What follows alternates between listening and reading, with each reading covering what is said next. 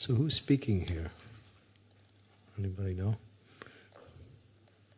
I'm asking, anybody know who's speaking? Vasudeva? Okay. So Vasudeva is speaking, and he's glorifying the Lord.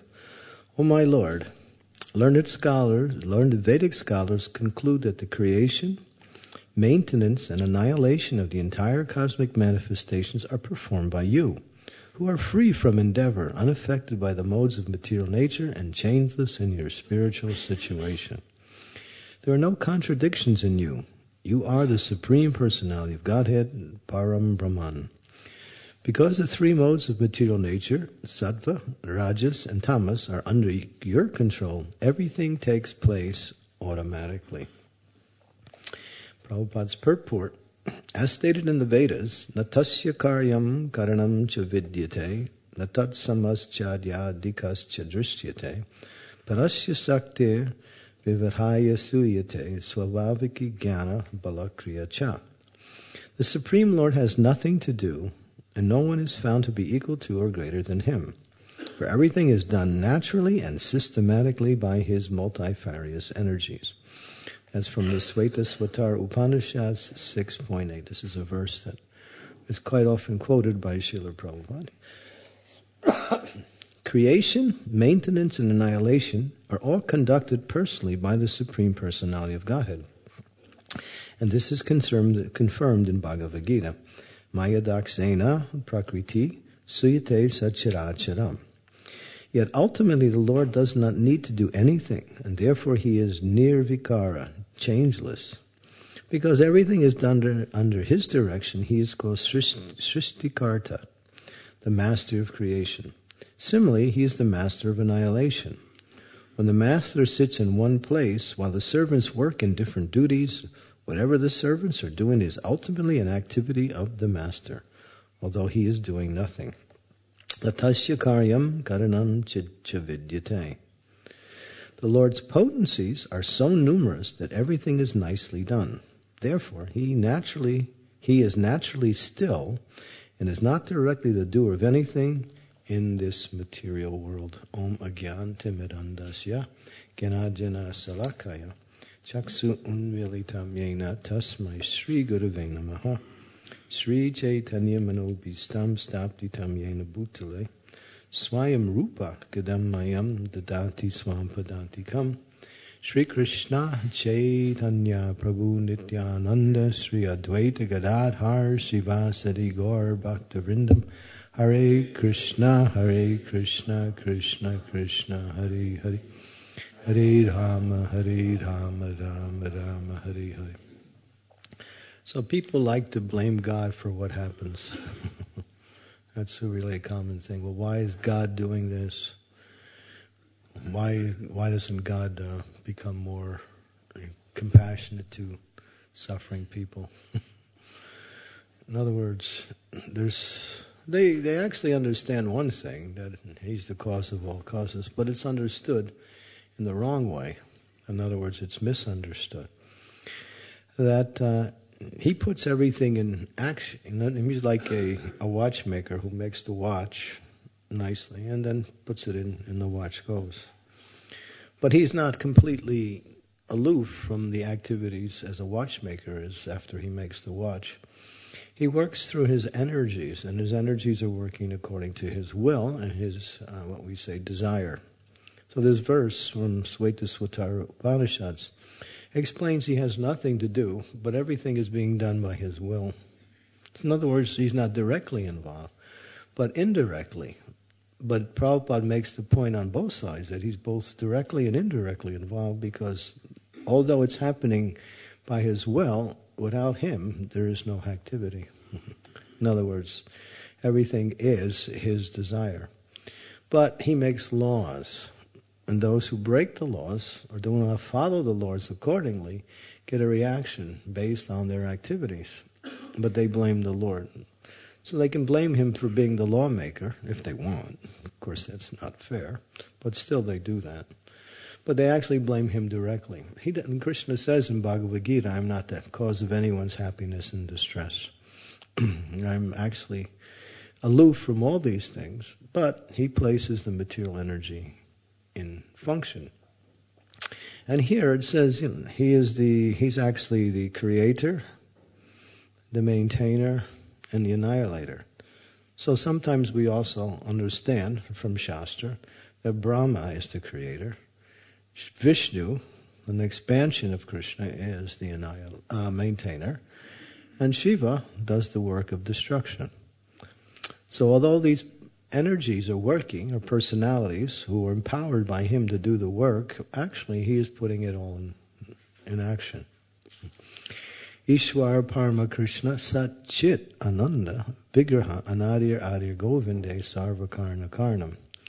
He is both what they call the initial cause, and he is also the immediate cause. In fact, Krishna is everything, but he's everything and not everything simultaneously. Mayatatam idam sarvam jagat avyakti mortani matstani sarvabhutani nateshu pavastita. He also speaks in the Bhagavad Gita that this whole cosmic creation is actually, a manifestation of my energy, but you can't find me in there. I'm not there. But at the same time, he is there. So is he actually telling an untruth? He's speaking in such a way as also to bewilder those persons who say that everything is God. There is a philosophy called pantheism, or something similar to pantheism, that everything is actually God, so therefore everything is equally worshipable. But we say everything is God and not God simultaneously. We don't worship the floor, but actually the floor is its energy also. It's made from a particular aspect of the material energy. Bhumir apanalo bayo kamana buriye vacha ahankar itiyame bina prakriti astada. He explains that this is the entire makeup of the material energy. But he creates the ingredients, and he also activates the ingredients by his form of Mahavishnu. But then at that point he steps back. We might say he steps back. And Brahma comes in and does the formulation of all the manifestations that we see in the forms of this material world. And so this is all going on by his will. But at the same time, he's aloof from everything like that. So that does anything happen by chance? People say, chance. This is like one devotee said to Prabhupada. Prabhupada's talking about this idea of chance. And so the devotees are trying to come up with examples that look like chance. So one devotee says, Prabhupada, I was in the shower this morning, and the shower piece came off and hit me on the head. Chance. Prabhupada said, no, because you're a rascal. So in other words, there is a cause for everything. It might be a gross cause, or it might be a subtle cause. Subtle causes also are initiating principles of gross causes. So consciousness actually causes things to move or not move according to the nature of the consciousness. And consciousness is spiritual. So ultimately everything is moving by the spiritual energy. But the material energy is also one of his energies. And Prabhupada was talking yesterday when Prabhupada was talking about the scientists and how the scientists cannot understand material, spiritual. They think everything is material. He says just like when a baby is born, it comes out of the womb and the baby now thinks, here is light. I have just begun to give I'm just functioning now as a being. But before then, the baby was in the womb, but can't perceive its own existence like that. So before that actual appearance, there is another consciousness, which is kind of an uncovered consciousness. We call that darkness. And Prabhupada used the analogy of sleep in the same way. So there is spiritual and material. But the scientists and the plan makers and those who are giving the philosophical direction in society today don't understand that the force behind everything is spiritual, and that spiritual force is Krishna, ultimately. So he's doing everything and not doing everything simultaneously. Everything is him and everything is not him simultaneously. That's why when you look at it from a logical, practical, empirical point of understanding, You can't. You don't get anywhere. That's why Jiva Goswami said one of the principles for understanding absolute truth is that it's not understandable. When you come to the conclusion that you can't understand the absolute truth, then you begin the process of knowledge. Then you can start to understand, because then you're open up to the higher understanding of how knowledge is transmitted through realization that comes by way of bhakti, and not through philosophical, empirical observation, various types of discussions like that. They get nowhere, ultimately. So here, a wonderful glorification of the Supreme Personality of Godhead, to show that ultimately everything is Him. And He is ultimately. And Brahma Samhita actually explains that ultimately when you study or you hear the verses of Brahman Samhita, everything is the Lord, both material and spirit. There's nothing outside of Him. Nothing can happen without His will. But does things happen without His will? He has two wills, or He has two energies. One is His will that He wants to see certain things happen, and then He has His called permissive will. He allows things to happen. Just like He gives us our independence, we can choose how to live our life and make choices based on that lifestyle. So within that double choice, how we want to live and the choices we make within that lifestyle, He allows certain things to go on because that is our particular desire. But at the same time, He has arranged material energy in such a way as that you can't fulfill your desires separately. So although He's very permissive in allowing things to happen, you can't win. You lose, unless you play His game. And what is that? The game of bhakti. That's all. Even the jnanis, the karmis, and even some very high spiritualists who don't take to the process of bhakti ultimately are frustrated in their attempts to achieve their goals because it's not Krishna's game. It's not Krishna's plan.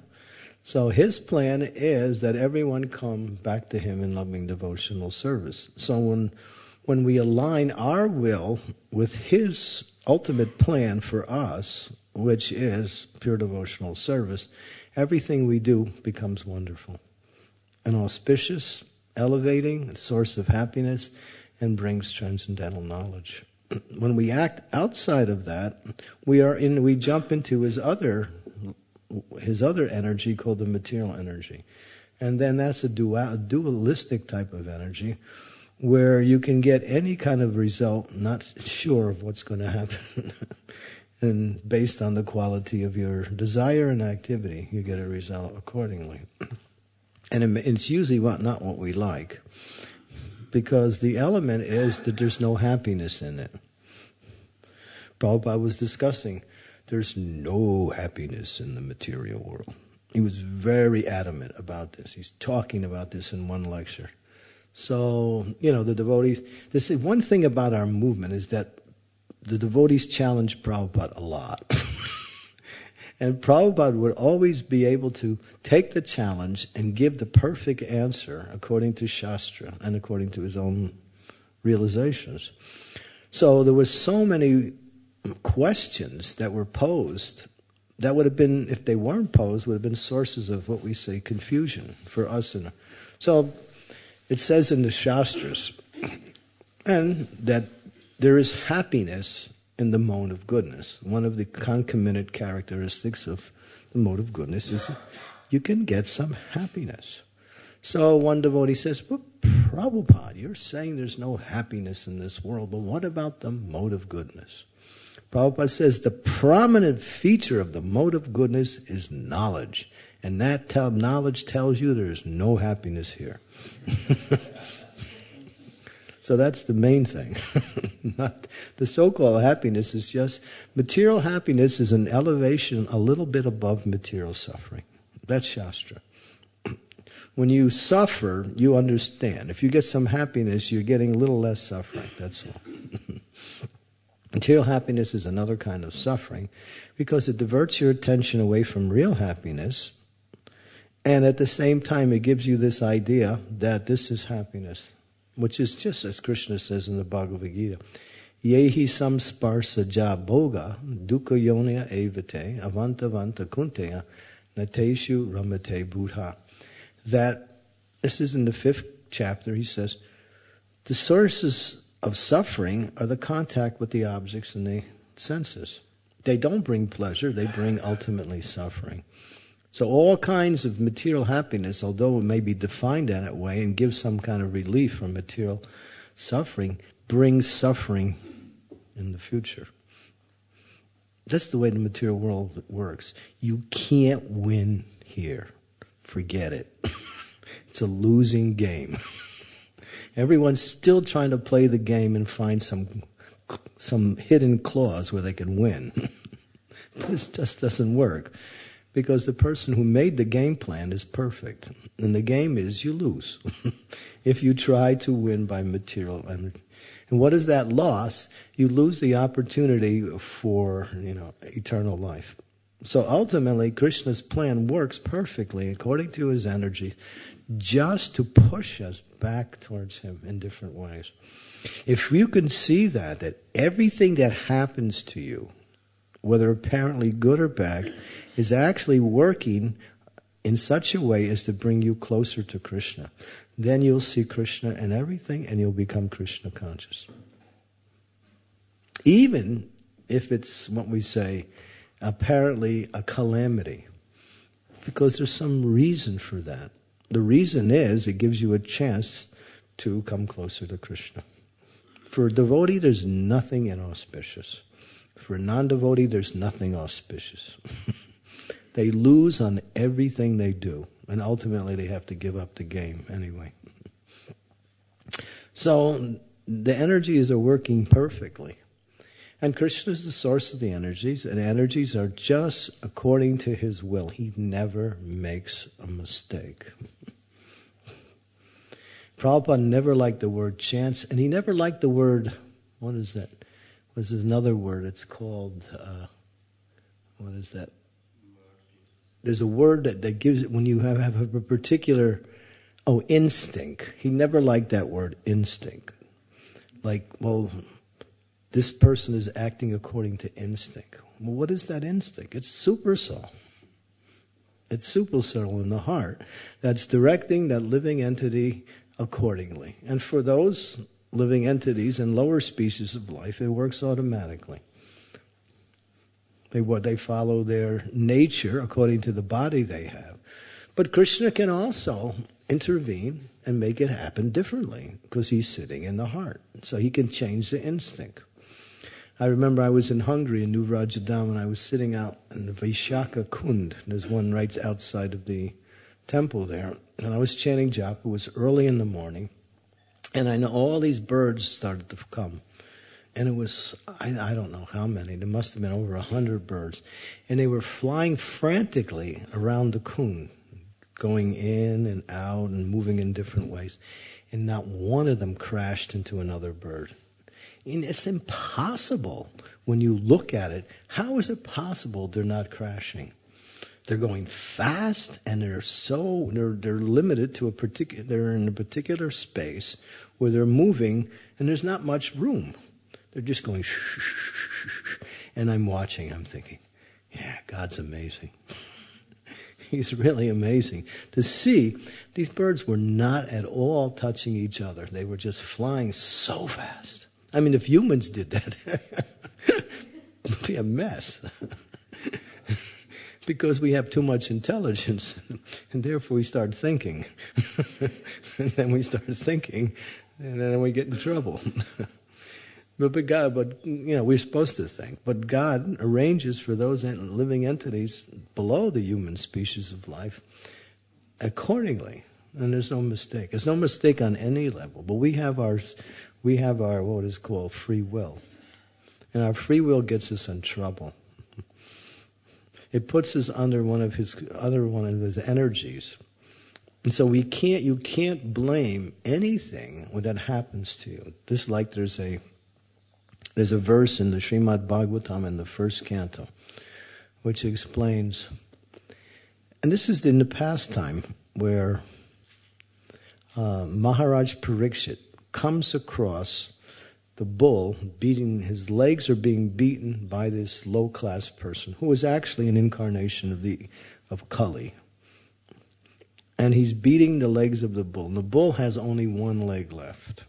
3 of the legs are broken. The bull is suffering. There's a cow there also, and she's crying. Maharaj Parikshit is very angry and upset about what is happening.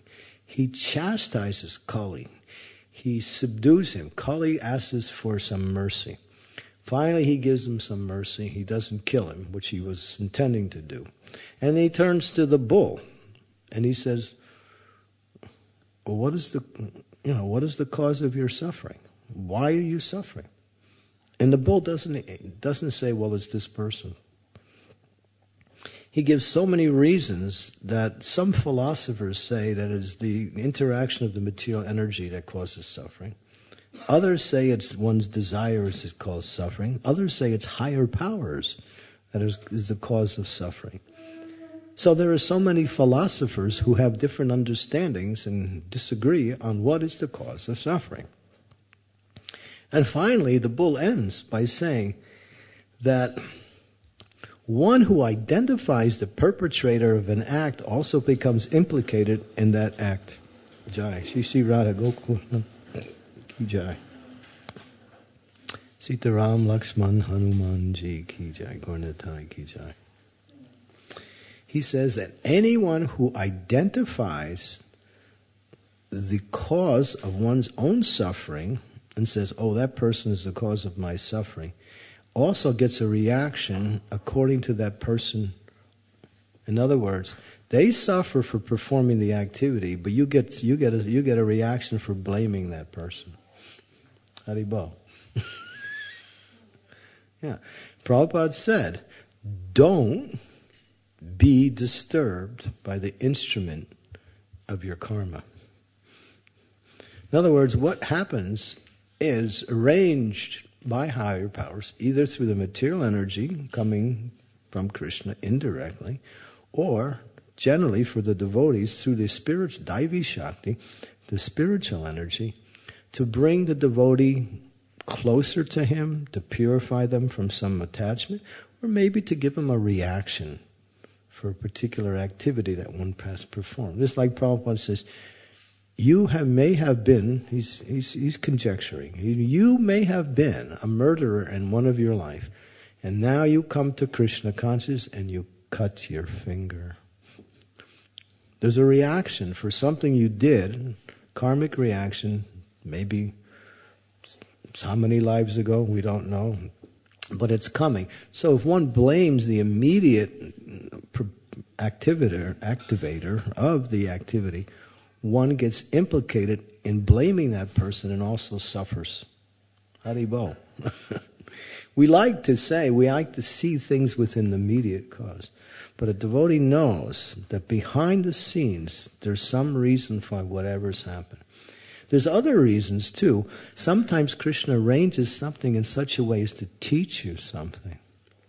To give you some message that, well, maybe you shouldn't be doing these things. Or maybe you should be more tolerant. You're not tolerant. Just like there's one story. There was one lady. She was a perfectionist. She was so good at everything she did. And she was teaching others also. And she would get a little annoyed when someone couldn't do what she was teaching. So she would say, it's so easy. Why can't you do it? That was her phrase. That was her constant mantra she would change. She was expert at whatever she was doing, and she was a little intolerant of others not be able to come up to her, supposed standard she created. And so this went on for some time, and then she got really sick. And she could hardly do anything. And then she was starting to think, well, I can't do anything now. So Krishna put her in that situation to kind of teach her, well, you're so judgmental and you have high standards for others. Now look at yourself. Do you want to be judged for your limitations in this situation you're in? You have to be more empathetic and see people in a different way. So she had that, like high standard. So, sometimes Krishna wants to do that just to teach us how we should be towards other people when we have a dual standard. How people should treat me, but how do I treat others? If we have this dual standard, then what happens is we get Krishna's messages in different ways. Like that. So that's a way of Krishna kind of like informing us about a little knowledge we need to learn. So he's working through his various energies to purify the devotee. I remember many years ago, I was at one temple, and I was leading kirtan. And then after I led the kirtan, I got this message. Maharaj, stop humming into the microphone. I had that habit when I would sing, and then during the response, I would hum. So that was disturbing, apparently. I don't know if you ever had that problem. But so I was thinking, why is that person making a big... He was the temple president. Why is that person... And he didn't tell me. He sent me a note. He wrote it on a note and gave it to someone to give it to me. So I was thinking, such a little thing. And I thought, okay, maybe it is disturbing to the devotees. After I went through my mental gymnastics, trying to, digest this criticism. So then I thought, okay, I'll stop. He's got a point. Maybe it is disturbing to the other devotees. So, but then I thought, well, that's nice, but why didn't he tell me directly? Why does he have to send a message? So I didn't say anything. And then I left, and then I came back about 2 months later to the same temple. And then I was sitting, and he came in and he said, I've been disturbed ever since you left last time. He said, I sent you that note, and I felt really bad that I didn't tell you directly. I said, Haribo. So I didn't say anything. I said, please accept my obeisances. He apologized, and I apologized for being a little bit intolerant of his way of doing things. But somehow or other, Krishna worked it out. Krishna worked it out in such a way where I didn't retaliate against his criticism. And somehow he got the message like that. I could have said, who do you think you are? Don't you know? I could have went in any direction just to kind of like educate him, but I thought, what is the use? All I should do is learn from his criticism and somehow maybe make some advancement like that. So, Krishna is working in such a way as to somehow teach us tolerance, patience, humility, learning to not have a double standard where we treat people in one way and we want people to treat us in a different way like that. So this is all Krishna's more, what we say, subtle energy, but it's subtle. It works so perfectly. If devotee is always aware that Krishna is doing everything for that devotee at every minute to teach him something, or to purify us from something, or maybe we're getting a little reaction of something we did in the past. Like sometimes you're driving in the car, and you cut somebody off, and you do it accidentally. And so you're driving a little way, and somebody cuts you off. You say, hey, why are you cutting me off? Oh, gee, I just did that to somebody back there.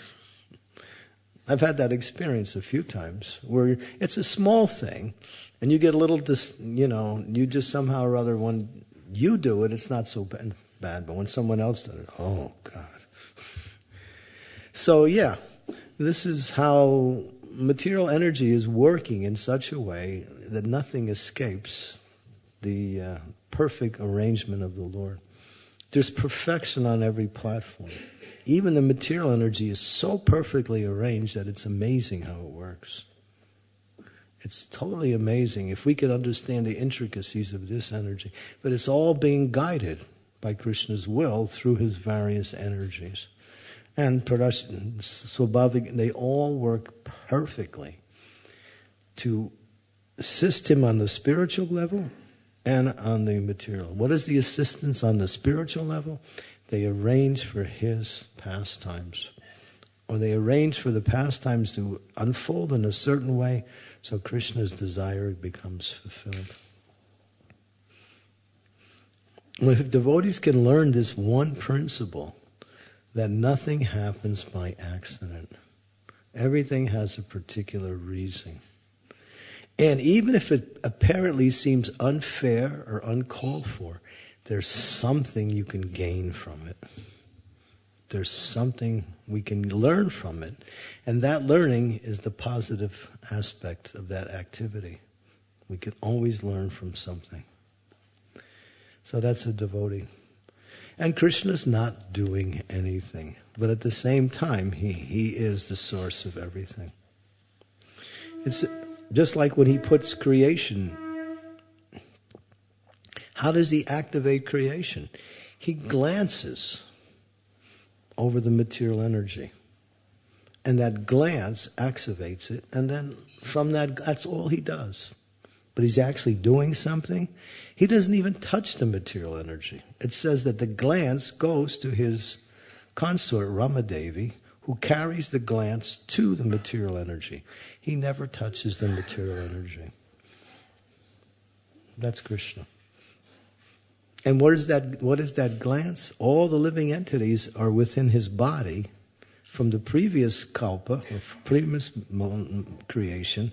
They come out in the form of that glance, and that glance is carried by Ramadevi, his internal energy, who is an expansion of Lakshmi Devi, to Pradhan, which activates Pradhan, and then things start separating into their different aspects. They're more like a gel-like conglomeration, and then they activate. And then Brahma comes in after he manifests his appearance through Garbhodakshayi Vishnu, and he puts everything in. And Krishna gives him the intelligence how to do it. So that's Krishna. That's Krishna. And what is Mahavishnu? Mahavishnu is simply an expansion of Krishna. From Krishna comes Balaram, from Balaram comes the Chaturvyuha, from the Chaturvyuha comes Narayan, from Narayan comes the second Chaturvyuha, from the second Chaturvyuha comes Sankarshan, who expands in the form of Mahavishnu. And that begins creation. But what is Krishna doing? He's just playing in Vrindavan. He's just playing with the gopis and the cowherd boys. He's not interested in any kind of work. God doesn't work. Sometimes they have this caricature of God. He's holding up this earth on his back. He's this big muscle guy, and he's really struggling to hold up the world. But he's got a lot of muscles, so he can do it.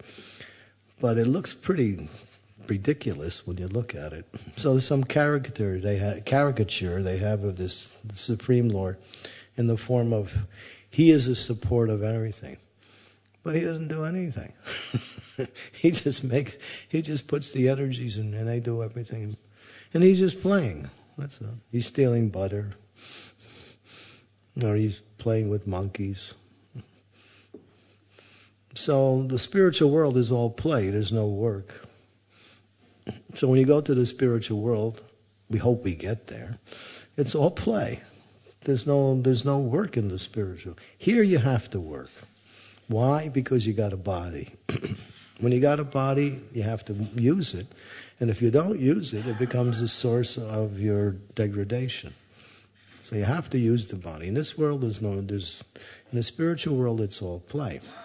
So that's what Krishna does. He plays. And if he has to work, he comes in the form of Mahavishnu. And he just works for of course, when he glances, that glance is like a fraction of a second to him, but for us it's millions and millions of years. So we're getting a little understanding by hearing these prayers how great God is. When someone talks about greatness of God, they have to explain that little bit of that details of what makes up that greatness. People say, God is great. Well, what does that mean? It doesn't really mean that. There are people in this world who are also categorized as great. So if you use the same terminology and you don't make a distinction to qualify what is greatness, it really doesn't have any meaning. So here, the greatness is being explained. He's everything, but at the same time, he doesn't do anything. And if you look or read or try to understand what's going on, you become amazed. Even Brahma's bewildered by Krishna. Brahma came to see Krishna in Dwarka. He knocked on his door. Krishna's doorman opened the door, and Brahma said, I would like to visit with, Krishna. Yeah, it was Krishna. He said, I'll be right back. And then when he came to Krishna, Krishna says, well, which Brahma is there? And then the doorman went out and said, the Lord wants to know, which Brahma are you? And Brahma said, what do you mean? I'm Brahma. I'm Brahma. It's just like, what do you mean, which Brahma? And then he went back, and then the Lord came out, and then of course he offered his obeisance. And he said, my dear Lord, you're asking me which Brahma? And then the Lord just turned and summoned all the other Brahmas from all the other universes. And millions of Brahmas with unlimited heads came, and Brahma was looking like, he felt like a little flea. He only had 4 heads. Some of them had 10, 20, 100,000, million, according to the size of the universe. The Brahma has that many heads. So he became stunned to see just and that's just the material energy. And it says, there's Tripad Vibhuti and there's Ekapad Vibhuti. We are in the Ekapad Vibhuti. We are like one small fraction of existence. But nobody can even understand that fraction. The spiritual world is 3/4. And that is just a way to give you an understanding how great, in comparison, the spiritual world is to the material world. But if you actually understand it, because the material world doesn't get any greater, doesn't expand, but the spiritual world, because it's by nature spiritual, and spiritual is always expanding, it's always getting greater. So to understand Krishna's pastimes in Sri Vrindavan Dham, which is really the prelude to what these verses are, the prelude to Krishna's pastimes, Prabhupada said you have to understand that Krishna is Brahma, Vishnu, and Shiva. In other words, he is the source of everything. He is the greatest. When you hear about Krishna, and a lot of people, they get confused. He's a little boy, he steals butter. He pinches babies. He passes urine on the floor, and he teases girls. And, he jokes with his friends, and they don't make any sense when they talk. When cowherd boys, they just joke and they just make all kinds of... The gopis sometimes criticize Krishna. Go play with your buffoon cowherd boys. You are always talking nonsense. The gopis don't like that because Krishna has fun talking nonsense with his cowherd friends. But with the gopis, he can't do that. They get a little upset. He does that but they don't like that because he just teases them. But with the cowherd boys, they just have a lot of fun. They're just doing the most craziest things that kids do because they're actually kids. One day, the cowherd boy said to Krishna, Krishna, you're one of us, but you killed all these big demons. How do you do it? And one of the cowherd boys said, he's got a special mantra he's not telling us. That's how he does it. Another one says, Maybe, but I think it's his mother. She puts these armlets and all these different mantras on his body, so when he comes out, he has all these powers. So Krishna's listening to the different cowherd boys explain or guess, and Krishna says, "You want to know the truth?" Yeah! So they're all eager. So then they get around, and Krishna says, "When I was first born, there was a great sage. His name was Gargamuni. And he came and he did my astrological chart. And he told my father that this boy has the similar characteristics of Narayan. In fact, he is Narayan. So actually, if you want to know, I'm Narayan. I'm the Supreme Personality of Godhead." And they start looking at each other. Really? And they're like amazed. And Krishna's explaining in different ways how he is actually God. And the response is the cowherd boys are laughing. The trees are laughing. The birds are laughing.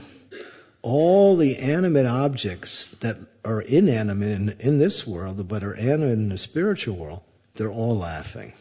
The water, the sky, everyone's laughing at Krishna, telling that he's God to the cowherd boys.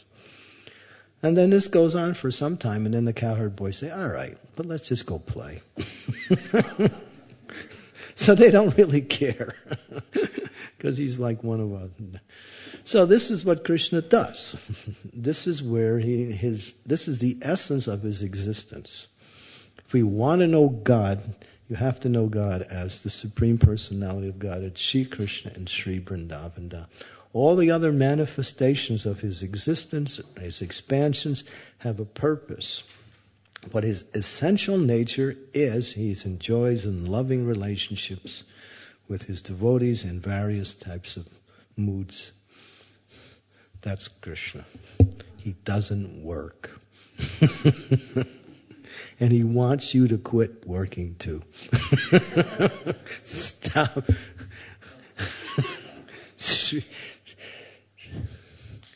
Lord Chaitanya said to Srivas Thakur, "Srivas, you got a big family. And, how do you maintain your family? You don't work. You don't have any occupation. How do you feed the family?" Srivas went,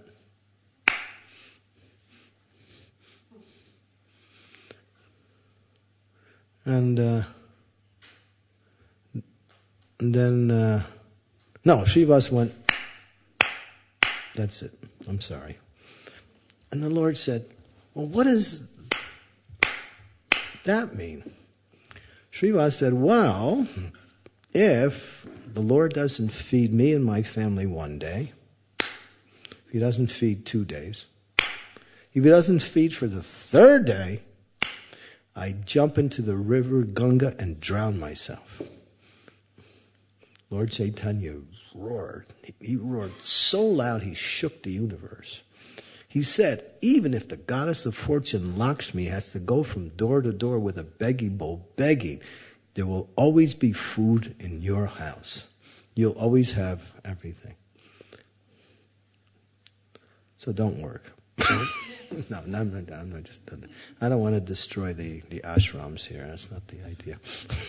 But what he was saying is that when one has complete faith in the Supreme Personality of Godhead, then the only activity is pure devotional service. So how do you get that pure faith? Well, of course, we hear from the scriptures and we also practice and we understand by realization. So I told this one time at a group and people were saying, "Should we give up our job, Maharaj?" I said, "No." It's not the idea. The idea is you understand that when you develop that complete faith, then you'll have that realization that Krishna is taking care of you 101%. That extra one is he goes a little farther than you do. That's Krishna. He takes care of his devotees like that. So it's not about leaving your material responsibilities, it's about using your material responsibilities in the service of the Lord, completely, 100%. And as we get older in life, or as time goes on, we gradually retire from all activities and take up pure devotional service. That is the actual siddhanta of our execution of devotional service. And then we become qualified through that process to enter into Krishna's pastimes. That's the goal. The goal is not a good birth in this world somewhere else, or the things that come by way of these, what we say, auspicious activities. The goal is to play with Krishna, or to interact with Krishna in the spiritual world. Prabhupada said that is what we are giving. And that is Krishna. That is Krishna. He's simply enjoying. There's no other activity. But he does everything else just to facilitate our desires to live in this world, but at the same time to frustrate each and every one of those desires. So we decide, I just want to play with Krishna. That's all I want to do. Or I just want to somehow or other absorb myself in devotional service to the Lord. And then one no longer gets touched. As Krishna is not touched by the material energy, so the devotee also becomes free from the effects of the material energy. Although the devotee may be still within the realm of material existence, still they are immune to the effects of the material energy. Just as we might say, what would be a good example of that? Just like when you're in a rainstorm, if you're completely covered with proper rain gear, you don't get wet at all, although there is rain everywhere. So that is the goal ultimately. So Krishna's facilitating all these things, and he goes, well, of course he doesn't do anything, but he makes all these arrangements so we ultimately come back to him in pure devotional service. There's no other purpose for this material energy. And the material energy is here to facilitate our return to the spiritual world. It's not about enjoying here, making a temporary, it's about getting out. It's simply about getting out of this place. There was a famous rock and roll song. We got to get out of this place. It's the last thing we ever do. Anybody remember that song? Yeah.